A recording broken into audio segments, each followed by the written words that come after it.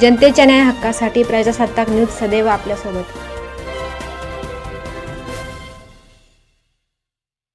त्याचा अर्थ काय होतो हे अर्थ आपण समजावून घेणारच की नाही.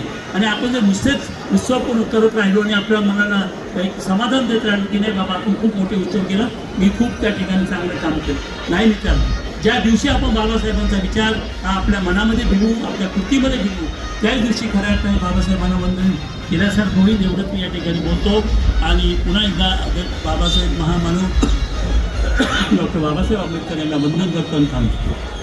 भारतरत्न डॉक्टर बाबासाहेब आंबेडकर यांच्या 135व्या जयंतीच्या निमित्ताने सर्वप्रथम बाबासाहेबांवर प्रेम करणारे आणि या देशाच्या राज्यघटनेवर, देशाच्या संविधानावर, या देशाच्या विचारावर प्रेम करणारे इथं जमलेले सगळे माझे बंधू भगिनी यांना मी भारतरत्न डॉक्टर बाबासाहेब आंबेडकर यांच्या जयंतीच्या निमित्ताने खूप खूप शुभेच्छा देतो.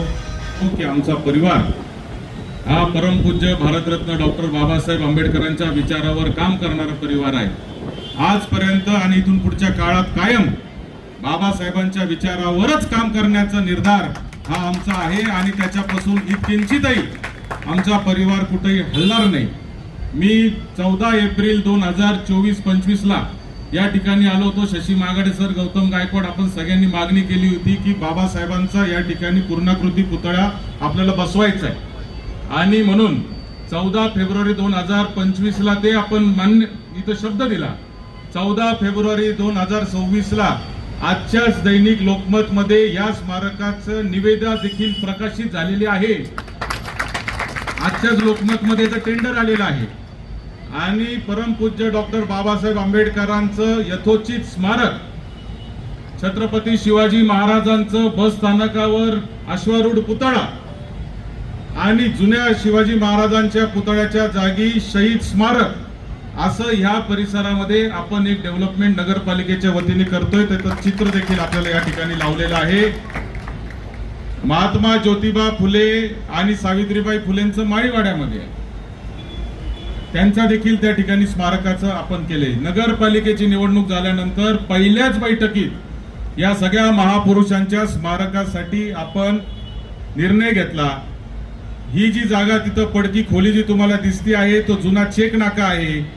ती जागा देखील आपण या स्मारकाला अटॅच करतो आहे, स्मारक मोठं करतो आहे आणि तिथे संविधान भिंत आपण बांधतो आहे.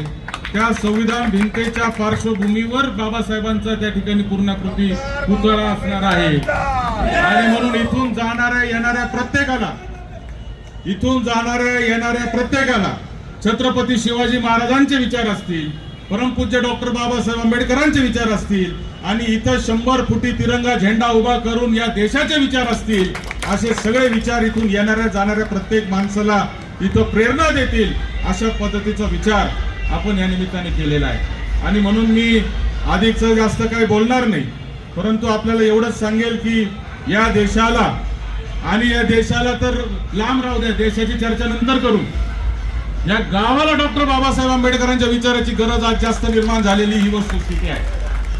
आणि देशाच्या गप्पा मारण्यापेक्षा आणि जगाच्या गप्पा मारण्यापेक्षा आपल्या घरापासून आपण डॉक्टर बाबासाहेब आंबेडकरांचा विचार कसा अंमलात आणतो याचा पहिला चर्चा आपण खऱ्या अर्थाने केली पाहिजे. आपल्या घरात जर बाबासाहेब आले तर देशात आणि जगात आपोआप येणार आहे. आपलं काय झालंय, आपण इथं बसून जगाची चिंता करतोय. त्यामुळं आपण आपल्यापासून सुरुवात करावी आणि परमपूज्य भारतरत्न डॉक्टर बाबासाहेब आंबेडकरांचे विचार आपण प्रत्येकाने आचरणात आणावे अशी मला आपल्याला या निमित्ताने विनंती करायची आहे. आपण सगळेजण इथं दरवर्षी येतात. दरवर्षी इथं लोक येणाऱ्यांची एक वेगळा वर्ग आहे. आंबेडकरी चळवळीमधले लोक इथं येतात म्हणजे येतात, ते इथं विचार ऐकतात. आज त्या निमित्ताने इथे आमचे तसं पाहिलं तर आजोबाच लागणारे भास्करराव बागुल यांना जीवन गौरव पुरस्कार आपण दिलेला आहे. त्याचबरोबर अनिकेत घुले सारख्या युवक कार्यकर्त्याला देखील आपण समाज पुरस्कार या ठिकाणी दिलेला आहे. मला सांगितलं पाहिजे की आमची जडणघडण जी आहे ती इथं माणिकराव यादव बसलेले आहेत. हे माणिकराव यादव म्हणजे बाळासाहेब थोरातांचे बांधभाऊ आहेत. म्हणजे मला जेव्हा कळायला लागलं तेव्हा कळालं की हा आपला काही सख्खा मामा नाही, नाहीतर लहानपणापासून माणिकराव यादव हा आमचा मामाच आहे. कोणत्याही सुट्टीला गेलं तर माणिकरावच्याच घरी आम्ही जाणार, अशा पद्धतीचे आमचे संबंध आहे.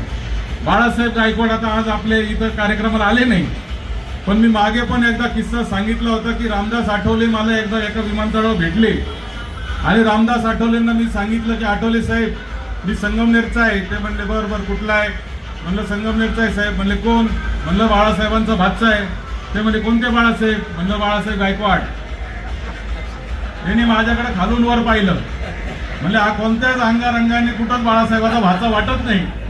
मग मी त्यांना सांगितलं की बाळासाहेब गायकवाड जे आहेत ते आमचे मामा आहेत.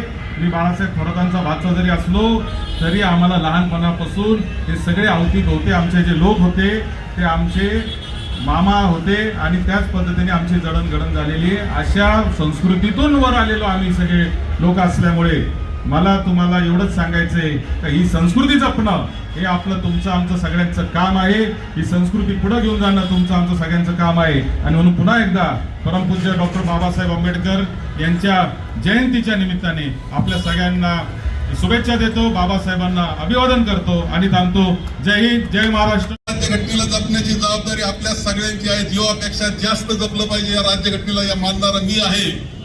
आणि हे करत असताना असा विचार प्रत्येकाने केला पाहिजे, सगळ्या जनतेने केला पाहिजे की या देशामध्ये राज्यघटनेच्या बरहुकूम आपली सत्ता राबवली जाते आहे की नाही, विचार केला पाहिजे आणि राज्यघटनेच्या बाजूने उभं राहिलं पाहिजे. इथं न्यायालयीन व्यवस्था आहे, आपण विचार केला पाहिजे की न्यायालयीन व्यवस्था स्वायत्त आहे की स्वायत्त आहे की नाही. विचार केला पाहिजे की निवडणूक आयोग एक स्वायत्त संस्था आहे, पण ती स्वायत्त राहिली की नाही याचा विचार आपल्याला करावा लागणार आहे. ईडी सारखे संस्था आहेत ते तपासाकरता असतात, ते आता स्वायत्त आहेत की नाही याचा विचार करावा लागणार आहे. आणि याच्यावरच ठरणार आहे की या राज्यघटनेचा काळजी कोण घेते आणि कोण घेत नाही. कुणी पायदळी तुडवायला जर राज्यघटना निघालं तर भक्कमपणे त्याकरता आपल्याला संरक्षणाकरता राज्यघटनेच्या उभं राहिलं पाहिजे. हा विचार घेऊन खरं म्हणजे आज आपण गेलो तर मोठं काम केलं असं होईल. खरं अभिवादन ते कधी इथं अभिवादन करायचं आणि जसं चाललं तसं चाललं असं जर आपले विचार असतील तर ते इतकं नामुष्की आपली नाही. देशाला वाचवण्याचं काम आपल्याला या व्यक्तिमत्वामधून करून स्फूर्तीहून करावं एवढंच आवाहन या निमित्तानं करतो. बाबासाहेबांच्या स्मृतीचं अभिवादन करतो. माझे 2 शब्द संपवून जाण्याची. आपल्या परिसरातील ताज्या घडामोडी पाहण्यासाठी आजच प्रजासत्ताक न्यूज 24ला सबस्क्राईब करा आणि 10 अपडेट तसेच लाईक अँड शेअर करायला विसरू नका. प्रजासत्ताक न्यूज सदैव आपल्यासोबत.